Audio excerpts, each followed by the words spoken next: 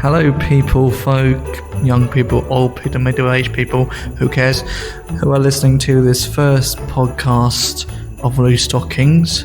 If this is going to be a series or not, who knows. My name is Mr. Blunt. I don't sound like it at the moment. This is the first time doing this. And I am here with my co-host, Miss Optimistic.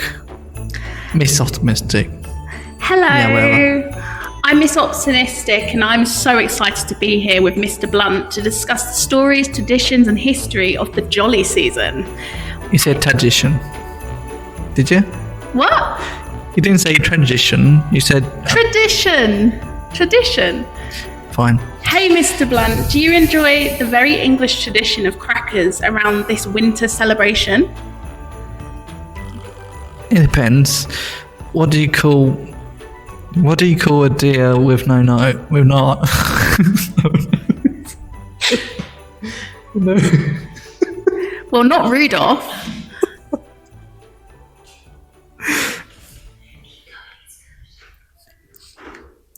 No eyes.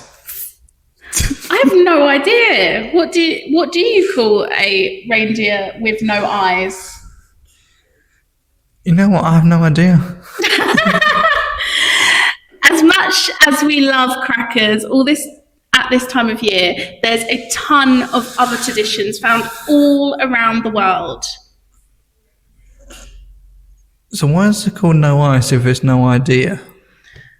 Because you got no... Oh, I don't even... It's a cracker joke. Go on, tell us about the traditions, Mr. Blunt. Like how... I think you said Indians. Like Italians. Italians have the feast of the 7 fishes, not dwarves, of Eve. Oh, never mind. Christmas Eve. Yeah. Wait, what? 7 fishes... Is it some kind of pagan thing, 7 fishes or something? No, it's a Christmas tradition from Italy, and I wish I was more of a fish lover, Mr. Blunt, but I can't even stomach my grandma's herrings when we do Swedish Christmas every year. What Swedish Christmas like? What Swedish Christmas like, Miss That is me, or does that make no sense? What Swedish Christmas is like, Miss Optimistic, or like how? It doesn't. It's in me, or I can't read that. Look, Mr. Blunt, I will tell you what Swedish Christmas is like. Okay, it's a time for family and friends, just like English Christmas or other countries' Christmases. But we eat meatballs and herrings. Well, I don't eat the herrings, even though my grandma tries to force me. And we open a couple of presents on Christmas Eve. And when I was younger, our family friend would dress up as Santa for us kids. Children, kids. Kids of the lamb. Yes, it is. Whatever. This sounds fun. Okay, whatever. A bit similar to Germany and Finland and Fatland and Matalan, who makes a big deal out of Christmas Eve as well. You know what? I don't know what I'm reading here. You're reading about the Christmas traditions. Anyway. It's a script. Mr. Blunt. In Australia, this is another tradition, people. In Australia, they're on the beach, they're having a barbecue, or both on Christmas Day. That's Australia. Yeah, it's Australia. You said it was Germany and Finland. We're talking about Germany and Finland like in Christmas Eve. We're talking about... That's also Australia. In Australia, they like beaches and barbecues, and they do it on Christmas Day. It's the same with Germany and Finland. They don't have barbecues and are not on the beach in Germany and Finland. It's too cold. But it's supposed to be hot. Not in Germany and Finland. No, I mean in Australia. In Australia, it's hot. So you said it was cold? No, Australia is hot. So they're on the beaches and they're having barbecues on Christmas Day. They're not doing it in Germany or Finland. So what, they're drinking? Sex on the beach? Probably. Okay, where am I? Yeah, that sounds fun. But did you know in the Philippines they start Christmas in September. Yeah. Something to do with the sun, not the article, but like there's something to do with the days or something. Is that why? Is it like, I don't know. I think they just really like Christmas. And I mean, in this country, they're starting in July, selling us the Christmas stuff. You're supposed to read the script. Says the one not reading the script. Read the script. Hang on, where are we? Okay. What? That's your line. Oh, no. Sadly, there. Sadly, there's not much. Not sure how Sadly, I'm not sure our crackers have caught on our counties. Other countries. Countries. Yeah. Here, Miss Optimistic. What do you call an elf who's just won the lottery? I don't know. What's it called? Wealthy. Wealthy. Oh, Wealthy. You're going up. There we go. Okay, there's more. Good one, Mr. Blunt. I'm just reading the script. Carry on. Let's talk about what? No, I can't read it now. Was it? It was a good joke, even though we didn't get it. Carrying on. Oh, I feel like I need to read the whole entire Bible down here. Hey, did you know that Iceland is a shop? They have 13 was it? I know because it's cold. Doesn't mean it's Christmas. 13 is it some kind of French? Is it some kind of French name? It's not French. Yule means Christmas. Oh, okay. You lads, and they love putting pranks, and also enjoy terrorizing naughty children. Thankfully, it's not kids, and some cases where even though to feed them, they are. Is this supposed to be a joke? No, in Iceland, okay. They have 13 Yule lads around Christmas time who are really real pranksters, and in some cases they feed them to their Yule cat, which is a massive scary cat. And I mean, it's insane. I mean, it sounds more like those sort of weird Halloweenish. Yeah, but that's one of the stories. And in Sweden and Finland, they have a Yule goat who is their equivalent of Santa Claus, but no child-eating cat. Wonderful. I need to say that again. Maybe that's where the Austrians. We got there. Austrians. Germans. Germans, Hungarians. And Czechs. Said It's Czechs. Czechs. What? Czechs. Czechoslovakia. I haven't checked that properly out. It's like CZ. That's how they spell it. Got the idea for Krampus, a film. It's not a film. I thought it was a film. It's a folk tale. I mean, so it's not a horror film. It is a horror film as well, so children don't watch it. A terrifying half goat, half demon.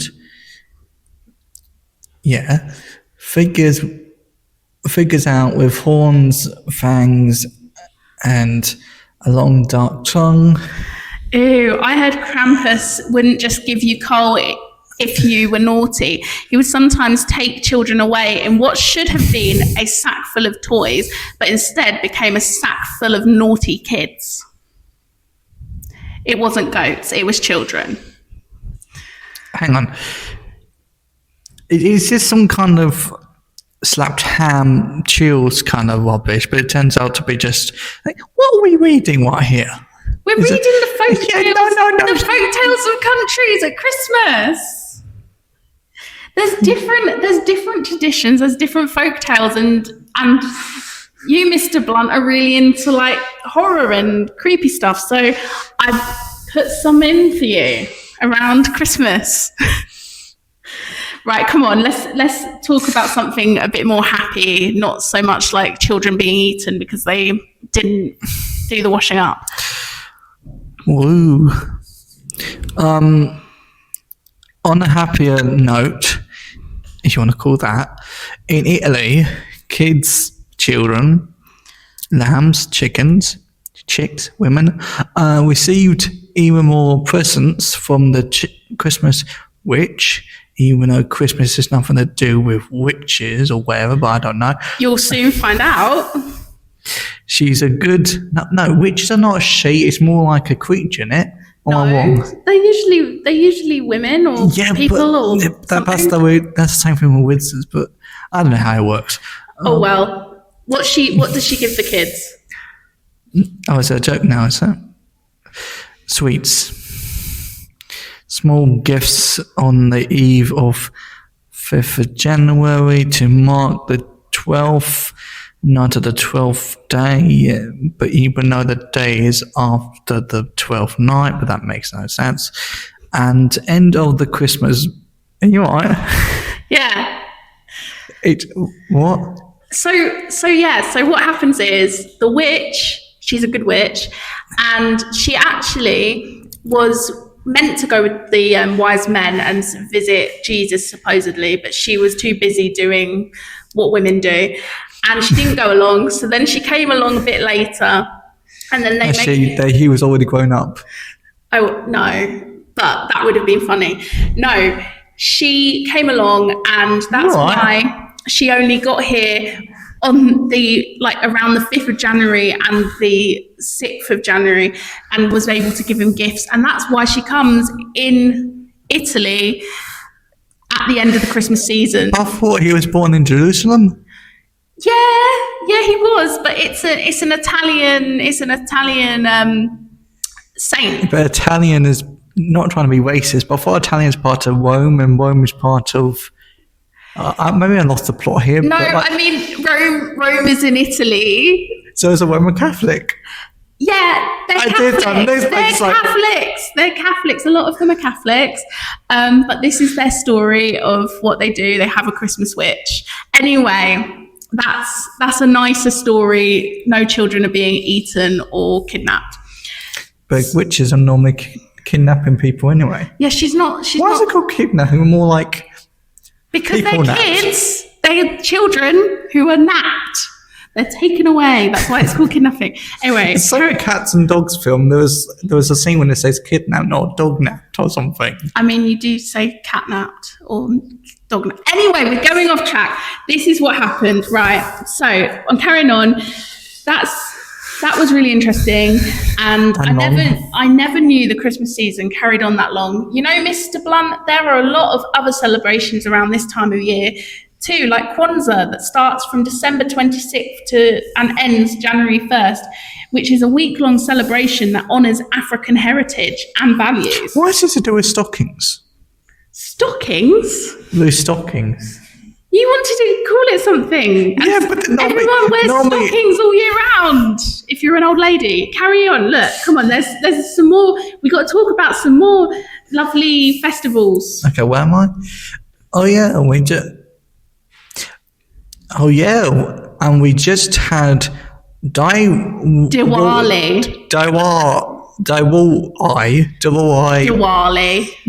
It says Diwali. Yeah, I mean it says that, but it's you say it Diwali, I think. Yeah, that's how you say it. Which celebrates victory of light over darkness, good over evil. We also have Hanukkah. We got there, which follows the lunar. The moon. It follows the moon. Not the girl at Harry Potter. No, she's not involved. Lunar calendar. Not good. No, I don't know. hang on. So,